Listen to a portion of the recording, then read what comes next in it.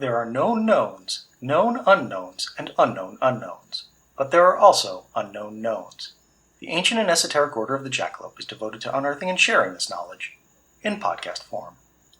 Each episode we take some piece of miscellaneous esoterica that has slipped through the cracks of common knowledge and share it to you in an easily digestible format. No topic is off limits, except for the obvious. Hey there, Lodge members. Today, let me talk to you about the healing power of color. Normalating, presented by number 13. Let's get this out of the way up front. Color has no healing power. Visible light does have some mild effects on the human body, mostly small things like affecting pigmentation. If you've ever had sun-bleached hair or spent time working on your tan, you know what I mean. Also, it spurs the production of vitamin D. Individual colors are just different wavelengths of visible light, and none of these wavelengths produces a specialized physiological effect different from that of full-spectrum white light. You can bathe in a suffusion of yellow all you want. It won't do a damn thing for your hypothyroidism. Color does have psychological effects on humans, but human psychology is not a constant in the way that human biology is. Psychological effects of colors depend on a variety of contexts that are not universal, from culture to personal experience. I once had a coworker who was physically sickened by the color orange. Me? I'm an autumn, and I love it. Plants? They're a different story altogether, since they produce energy through photosynthesis, which uses light to power chemical processes. There's research that suggests different wavelengths of light can influence plant development, but current scientific research into the subject is inconclusive at best, and anyone who says otherwise is probably trying to sell you a colored grow light. And yet today, there are people who will seriously tell you that the proper application of color can cure whatever is ailing you. Where did this belief come from? Curiously, it does not appear to be ancient. The ancients did use color in medicine, but primarily as a diagnostic tool. If you were yellow, then yeah, you probably had jaundice, but Theodoric of York, medieval barber, wasn't going to try to counteract your yellowness by rubbing you with something purple. He'd probably just cut you open to let out the excess bile. I'm sure he would have loved to try, but the ancients were also held back because they didn't have a good way to manufacture strong colored light. That wasn't really feasible until the mid-1800s, when three things happened. First, Newton proved that white light could be split into colored light and arbitrarily assigned 7 colors to the spectrum so he could bring his color theory in line with his music theory. Second, the Industrial Revolution made it possible to manufacture colored glass, lenses, and mirrors easily. And finally, the Scientific Revolution brought us gas and electric light, which was far brighter than the light sources previously available. Once it was possible to make strong colored light, the idea that color could be used to heal, or chromotherapy, emerged. Its practitioners ran the gamut from professional doctors to religious kooks, and their theories relied as much on developing scientific theories as they did on esoteric texts on color symbolism. So let's talk about a few of these early chromotherapists, shall we? Probably the most famous of the lot is General Augustus James Pleasanton, Civil War veteran and gentleman scientist. He spent a lot of time working in his West Philadelphia greenhouse and thinking about plant development and chemistry, and that led him to an interesting hypothesis. Pleasanton believed that the Earth's core created a complex magnetic field that emitted positive electricity at the poles and negative electricity at the equator. We're off to a bad start already because this isn't how spherical magnets work, but I digress. In any case, the negative electricity at the equator attracted positively charged chemical rays of blue sunlight, which promoted plant growth at these latitudes. The positive electricity at the poles attracted the negatively charged calorific rays of red sunlight, and as a result they were barren wastelands. The temperate latitudes received a mix of blue and red rays, so they had plant growth, but not as lush as that at the equator. Having developed his hypothesis, Pleasanton struggled to come up with ways to test it. It's not like he could alter the magnetic field or call chemical rays from the sky. In the end, he did the next best thing. He installed some blue and violet glass panes in his greenhouse, in the hopes that it would electrically charge the light with all that life-giving blueness. And it worked! Pleasanton's grapes were plumper and sweeter. When he installed violet glass in his pigsty, his hogs grew larger and porkier. He even discovered that he could improve his own health by standing in a beam of blue light, or, when that wasn't possible, wearing a blue hat. Either would do the trick when it came to attracting those chemical rays. Pleasanton gave a series of presentations at Philadelphia's Academy of Natural Sciences outlining his discoveries, and in 1876 those talks were compiled, with supporting anecdotal evidence, into The Influence of the Blue Ray of the Sunlight and of the Blue Color of the Sky. Reception was mixed. The Academy of Natural Sciences did not endorse Pleasanton's ideas, but seemed to think that they were worth investigation. Scientific American, on the other hand, called them patently absurd. But you know who went nuts for them? The general public, who was always looking for a quick fix to complex problems. Farmers and gardeners ran out to buy blue glass for their greenhouses and increase yields. Homeowners installed blue glass windows on south-facing sides of their house so they could bathe in vitalizing pools of blue light. The resulting blue glass craze created so much demand that by 1878 it was almost impossible to find colored glass anywhere in America. Manufacturers rushed to ramp up production, but by the time they were able to bring new product to stores, it was too late. The fickle public had already moved on to other fads. At the height of the blue glass craze, homeopathic physician Dr. Seth Pancoast published his own book, Blue and Red Light, or The Light and Its Rays as Medicine. Pancoast's own experiments with colored glass led him to conclusions diametrically opposed to Pleasanton's. Red light, he declared, was exciting and invigorating, while blue was calming and restful. He also tested yellow and green light, but found their effects to be so mild as to be not worth mentioning. Armed with this discovery, and his extensive knowledge of physiology, Pancoast devised a system of full and partial colored light baths that could be deployed to treat any number of conditions. He claimed to have successfully used this method to cure nervous prostration, rheumatism, sciatica, consumption, cholera, cerebral meningitis, and paraplegia. Pancoast also differed from Pleasanton in one important way. Pleasanton's system, though pseudoscientific at best, at least had its root in actual science. Pancoast's system, on the other hand, owed its genesis to Kabbalah. The parts of it that are actually about Jewish mysticism are kind of interesting.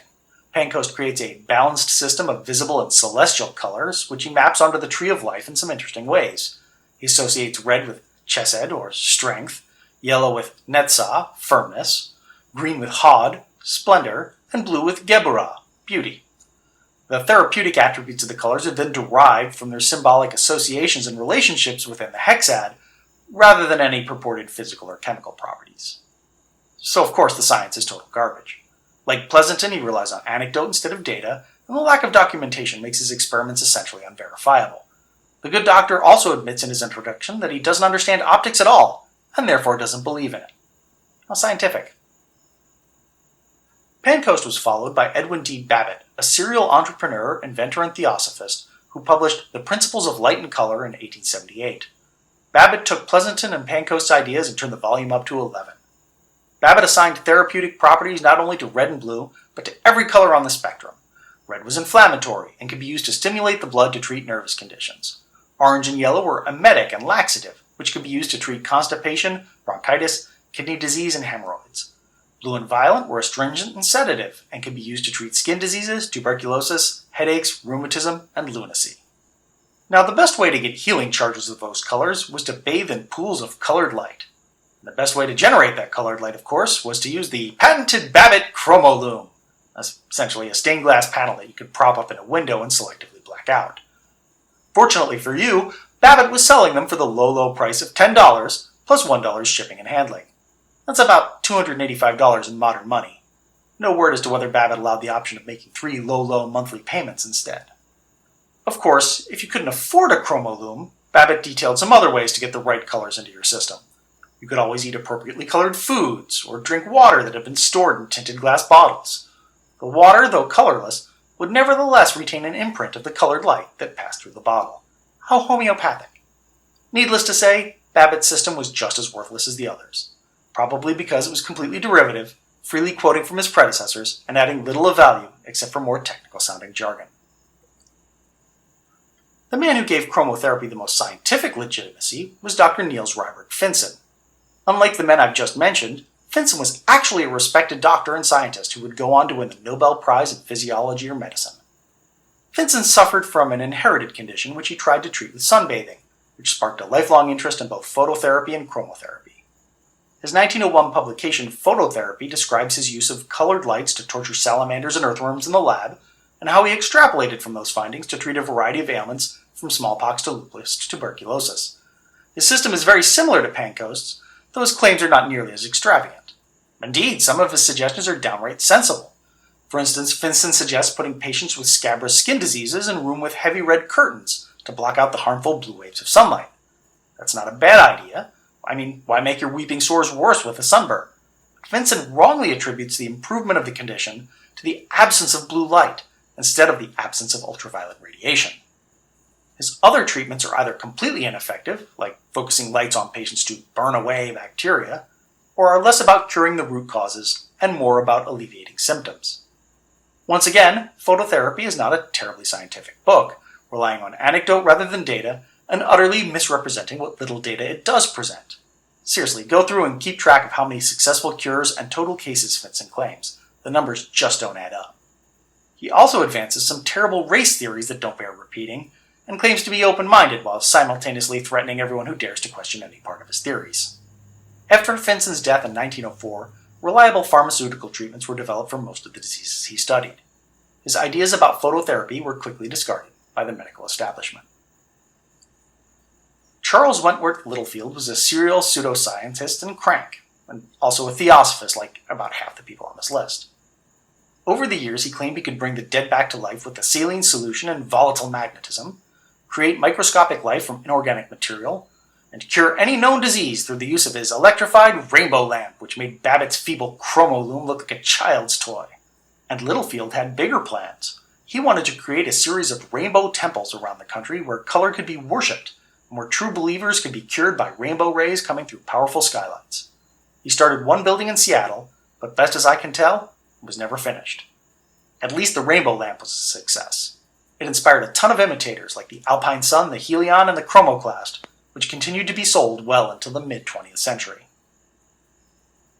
And that brings us to the big one, the greatest quack of them all, Dr. Dinshah Pistanji Framji Gadiali, Ph.D., LLD, ND, ME, MSc, MD, Honorary, DC, DOPT, DFS, DHT, DMT, DST, EST, metaphysician, psychologist, Colonel and Commander of the New York Police Reserve Air Force, Fellow and Vice President Emeritus of the Allied Medical Association of America, Member, American Association of Orificial Surgeons, Member, American Association for Mediophysical Research, Member and Vice President Emeritus, National Association of Drugless Practitioners, Academician and Life Member, Maryland Academy of Sciences, Fellow, Theosophical Society, Life Member, American Anti-Vivisection Society, Member, Anti-Vaccination League, Member, Supreme Lodge International Order of Good Templars, Member, Independent Order of Rechabites, and more importantly for our purposes, President of the Spectro-Chrome Institute of Malaga, New Jersey, and President of the Scientific Order of Spectro-Chrome Metrists. Dr. Gadiali was born in Bombay, India in 1873, though his family were originally Zoroastrians from Persia. He was fiercely intelligent, a voracious reader who read textbooks the way other children read fairy tales. He put everything he learned into practice, trying to experimentally confirm new theories and churning out a constant stream of inventions. He was also charming, disarming, and a relentless self-promoter in the vein of P.T. Barnum. In India, Gadiali worked as a physician, practicing something akin to the eclectic medicine that was then popular in the United States. If you don't remember from previous episodes, eclectic medicine was a last-gasp attempt by doctors from the pre-scientific era of medicine to retain some authority by mushing all their quack ideas together into one giant system held together with duct tape. His treatments were based on now discredited theories like vitalism, animal magnetism, hypnotism, the ether, and what one newspaper referred to as Oriental magic. Like most eclectic physicians, he had a deep distrust of pharmaceuticals. Gadiali also experimented with cutting-edge legitimate scientists, though he never seemed to develop a true understanding of the underlying ideas. Instead, he would reinterpret theories in ways compatible with his Zoroastrian and theosophical beliefs. He was very interested in X-rays, which he considered to be a lower physical manifestation of astral light emanating from invisible spiritual and mental realms. In 1896, Dr. Gadiali traveled to the United States to attend a theosophical convention. He must have enjoyed his time here because he permanently emigrated to New York City in 1911. Well, okay, he tried to emigrate to Canada first, but was rejected because Canadian authorities declared that Hindus couldn't prosper in the cold weather of the Great White North. He had difficulty finding work because no one would believe his bombastic boasts about his incredible array of talents. Or maybe they did believe him and thought he was overqualified. Or maybe the problem was that most of his advanced degrees were not recognized in the United States. Ultimately, he had to settle for working in a Park Avenue garage as a repairman. After a few years, he managed to save up enough money to relocate to Hillsdale, New Jersey, where he established himself as a prolific inventor. Among his inventions were the Dinshah automobile engine fault finder, which seems to have worked but not to have been better than any other diagnostic tool on the market. The anti-forgery electric pen, which used an electric principle to create unerasable writing. And the Dinshah photokinetophone, an early form of talking pictures which failed to catch on. He also built a radio transmitter so powerful it could transmit messages to the other side of the Atlantic, at least until the government made him shut it down so that foreign spies could not use it to transmit messages that might violate America's professed neutrality in World War I. Many of these inventions were widely reported on by the newspapers. Reporters loved Dr. Gattiali because he was always good for eating up a few column inches. They nicknamed him the Parsi Edison, less because he was a successful inventor, and more because he was a crank who lived in New Jersey. He was also good for funny quotes about his pet ideas like veganism, prohibition, and letting American women show off their gams at the beach. In 1917, Gattiali officially became a U.S. citizen on his second try. At his first naturalization ceremony, he refused to remove his topia, sort of Zoroastrian skullcap, on religious grounds. The judge refused to administer the naturalization oath. A few months later, he found a more tolerant judge who let him keep it on. He celebrated his newfound freedom by filing for divorce from his first wife, Manek, who had abandoned him and returned to India in 1913. When the U.S. entered the Great War, Gattiali served his country by volunteering for the New York Police Reserve Air Service. He was rewarded with the rank of colonel and the positions of commander and head instructor, in lieu of pay. That arrangement lasted until September 1919, when Gattiali resigned after an argument with the top brass about whether non-citizens could be allowed in the service. He would continue to use the rank of colonel, off and on, for the rest of his life. In 1920, Dr. Gattiali discovered chromotherapy. Or I should say, remembered chromotherapy, since he'd been using techniques derived from Pancoast and Babbitt in his Indian medical practice. Gattiali expanded their simple systems into a pseudo-scientific juggernaut, Spectro-Chrome Metry. Unlike other chromotherapy systems, Spectro-Chrome Metry placed the colors in an artist's color wheel instead of a spectrum. That gave Dr. Gattiali 12 colors to work with instead of a meager 6 or 7. That's a minimum 71.4% improvement already. At the top of his color wheel was green, the color of humility, which was a physical equilibrator that could be used to reset the body's systems to normal. On the left side of the wheel were the warm colors, though Gattiali referred to them as infragreen. These stimulated the organs. Red could be used to treat blood and liver ailments, orange, respiratory conditions, yellow, muscular and digestive disorders, and lemon could be used to treat nutritional deficiencies and dissolve blood clots. On the right side were the cool or ultra-green colors, which soothed overactive minds and glands. Turquoise was a depressant. Blue had sedative properties and could treat skin disorders. Indigo was good for calming the thyroid and lungs, and violet reinforced the spleen and decreased muscular activity.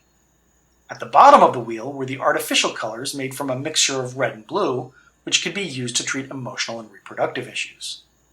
Magenta, at the very bottom, was the emotional equilibrator, which could reset the mind the same way green reset the body. Are you with me so far? Well, it's about to get wilder. Not satisfied with the vague descriptions of treatments and tepid promises of improved health that had characterized previous systems, Dr. Gattiali provided ridiculously detailed courses of color baths, or tonations, for every condition he could think of, and he guaranteed that they would work to normalate the body into a balanced state.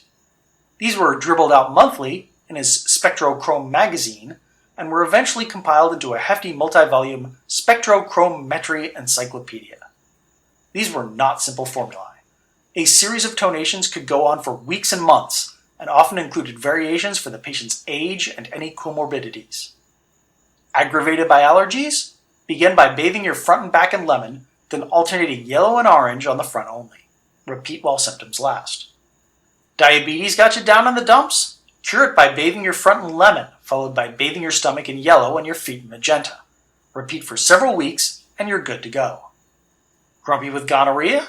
Just alternate green and blue light on your front until the immediate symptoms vanish, then spend a few weeks bathing in lemon and yellow until you're no longer contagious. And then stay away from loose women, you creep. Of course, on any course of tonations, you should also avoid meat, dairy, alcohol, coffee, tobacco, stimulants, fluoridated water, prescription medications, and too much sexual activity. But that goes without saying. Mind you, these tonations can't be achieved by sunning yourself in colored light from some ratchet old stained glass panel. No, you need a spectrochrome projector, a scientific instrument manufactured to exacting tolerances that projects the purest and most perfect attuned colored waves for the measurement and restoration of the human radioactive and radioemanative equilibrium. There were a wide range of models available, starting at $250 for the base model, with deluxe models retailing for almost $1,000. Under the hood, though, they're all practically the same. A water-cooled 1,000-watt light bulb and a selection of tinted slides. Basically, a jumped-up spotlight, like the one I used to use on theater crew in high school. Oh, you'll also need a favoroscope to tell you the ideal time of day to begin your tonations. There's no point in shining green light on your chest at dusk. You don't want to look foolish. Buy one of the deluxe models, you'll get that thrown in for free. And you can't just use a Spectro-Chrome projector right out of the box. This is a powerful, dangerous instrument. You don't want to blow your thyroid to blue blazes with a lethal overdose of ultragreen. You'll need to take an intensive 2-week course at the Spectro-Chrome Institute in Malaga, New Jersey, where Dr. Gadiali will personally instruct you in safe operation of the device. That'll be another $250, thank you, but when you're done, you'll be a fully licensed normalator. All you need to do is pay a yearly maintenance fee to remain in good standing with the Institute. Now, we understand you might be a bit out of pocket after all this, so good news! Licensed normalitors are allowed to rent out their Spectro-Chrome projectors to affiliates in exchange for a commission, a small part of which gets kicked back to the Institute. We realize this sounds a lot like a multi-level marketing scheme, but that's only because it totally is. Through a bizarre combination of bewildering complexity and Dr. Gadiali's relentless salesmanship, Spectro-Chrome Metry caught on. By 1922, it was Gadiali's sole business, with projector sales and affiliate fees earning him enough money to buy a much nicer house in Malaga and to marry an American woman, Irene Grace Hoger. By the end of the 1930s, there were hundreds of licensed normalitors, with 10,000 Americans receiving tonations daily.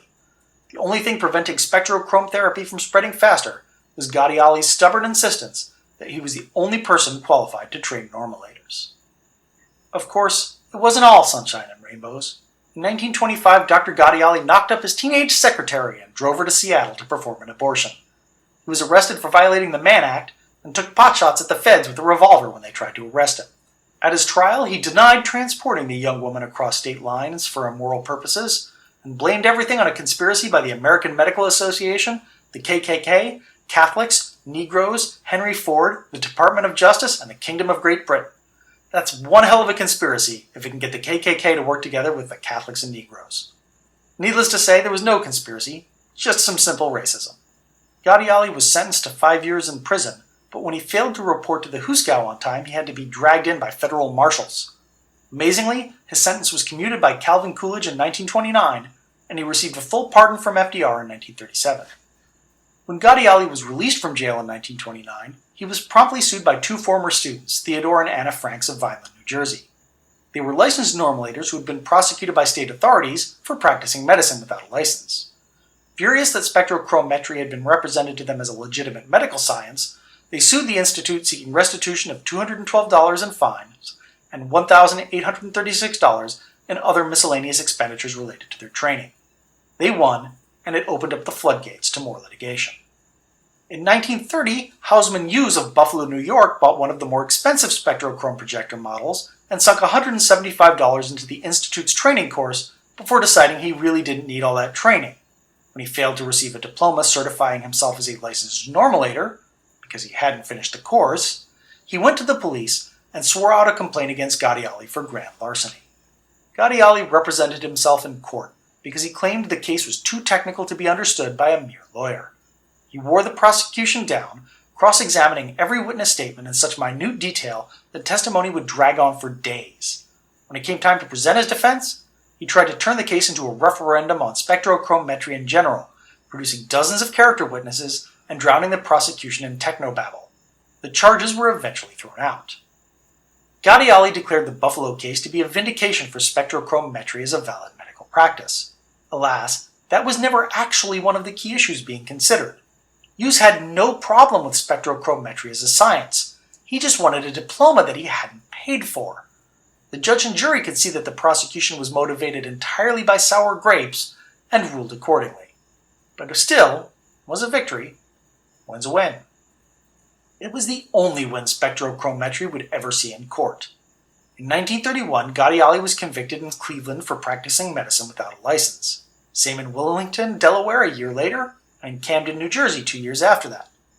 The good doctor denied all charges, of course, claiming not to practice medicine and that the Spectro-Chrome Institute was a non-profit, non-stockholding, educational, scientific, beneficial, fraternal, and health organization. Of course, if you asked him why he presented himself as a doctor, he would grandiosely declare, "I will never remove that title from my name. I am a medical doctor, and I cannot change my title. If I am a king, I am a king forever." The fines hurt, but the Institute was still pulling in enough money to give Gattiali and his family a comfortable life. Though not comfortable for long, in 1933 the United States moved to revoke Gattiali's citizenship on the grounds that the Naturalization Act of 1790 restricted immigration to whites only, and the then recent case of U.S. v. Thind conclusively established that Hindus were not white. Not only was Gattiali at risk of being deported, so were his wife and children, since the law at the time meant that a woman gave up her citizenship when she married a foreigner. Gattiali again represented himself in court and threw out every argument he could think of. He asserted that though he looked like a Hindu to American eyes, he was Persian and therefore white. He claimed the prosecution was orchestrated by the AMA as revenge. He produced reams of evidence showing he'd been a good citizen for 16 years, promising to assimilate better, and pathetically pleading, "You will see my family become so American." Fortunately, none of it mattered. The immigration court sensibly ruled that the time to raise objections to Gattiali's immigration status was in 1917, when he'd applied for citizenship. The government hadn't made a fuss at the time, and therefore his citizenship status was a matter of settled law. They weren't going to take it away from him. Gattiali kept his promise to become so American by standing for public office. He ran for governor of New Jersey in 1937 and received 1,264 votes, only 744,700 votes short of victory. In Malaga, he only managed to get 5 votes, which basically meant only his immediate family was voting for him. In 1948, he did successfully run for the board of the Malaga Volunteer Fire Company, though his primary accomplishment on the board was selling the fire company a small parcel of land at a vastly inflated price. Now, it's hard to imagine today when any schmuck can fill a gel cap with sawdust and lawn trimmings and call it a dietary supplement, but there was a time in this country when the federal government actually cared about protecting the health of the average American. The U.S. Food and Drug Administration and Post Office would vigorously prosecute quacks and try to put them out of business. In the 1940s, Gattiali and Spectro-Chrome Metry came to their attention. The Post Office took the first crack at Spectro-Chrome therapy in 1942. First, they started returning mail addressed to the Institute to the sender with a big red stamp that screamed, "Fraudulent." When Gattiali tried to skirt this restriction by disincorporating the Spectro-Chrome Institute and replacing it with the Dinshah Spectro-Chrome Institute, such a difference, they brought suit against him for selling unapproved medical devices through the mail. Essentially, they were accusing him of mail fraud. They also insinuated that his MLM was actually a pyramid scheme, which he vigorously denied. The case took several years to work its way through the courts, but the Spectro-Chrome Institute caught fire in January 1945 on the eve of trial. Authorities suspected arson, but an investigation was inconclusive. Gattiali himself was spared suspicion because the building itself was underinsured for only $20,000 versus his claimed losses of $250,000. But it should also be noted that in addition to destroying many of Gattiali's machines and materials, the fire also destroyed his student records and contact list, which were likely to be subpoenaed if the government won its case. The government laid out that case painstakingly, claiming that Gattiali had bilked Americans out of over $1 million with his bogus medical devices. The doctor responded with the same courtroom histrionics that had failed everywhere but Buffalo, loudly declaring that Spectro-Chrome was not a money-making scheme, but a recognized method of healing the sick. The jury found for the government, and Gattiali and the Institute were enjoined from shipping Spectro-Chrome projectors and educational materials through the post. He could still make in-person sales and transport the machine across state lines himself. Didn't matter. Gattiali brazenly flouted the order, shipping projectors through intermediaries or sometimes by himself. So in 1946, the Food and Drug Administration came after him for selling unapproved medical devices. The FDA was worried by the closeness of the previous decision, so they pulled out all the stops in their prosecution. Scientific experts like David L. McAdam of Eastman Kodak attacked the pseudoscientific underpinnings of Spectro-Chrome Metry and denied the very existence of infragreen and ultragreen colors.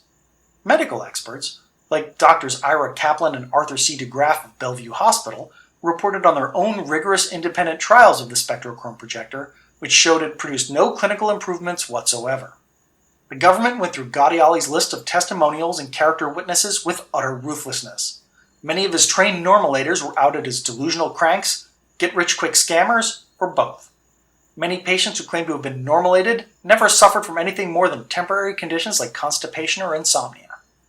They touted his failures with savage relish, presenting to the court a blind woman who could still not see and a paralyzed woman who was still confined to her wheelchair. One Spectro-Chrome enthusiast, who claimed that his epilepsy had been cured by bathing in the orange light of the Spectro-Chrome projector, started having a seizure right on the stand. One of the government's own medical experts had to rush to his side and stop him from swallowing his tongue. In Gaudiali's defense, the guy could clearly not follow instructions. Look it up in the encyclopedia. The prescribed treatment for epilepsy is violet light. Adoy.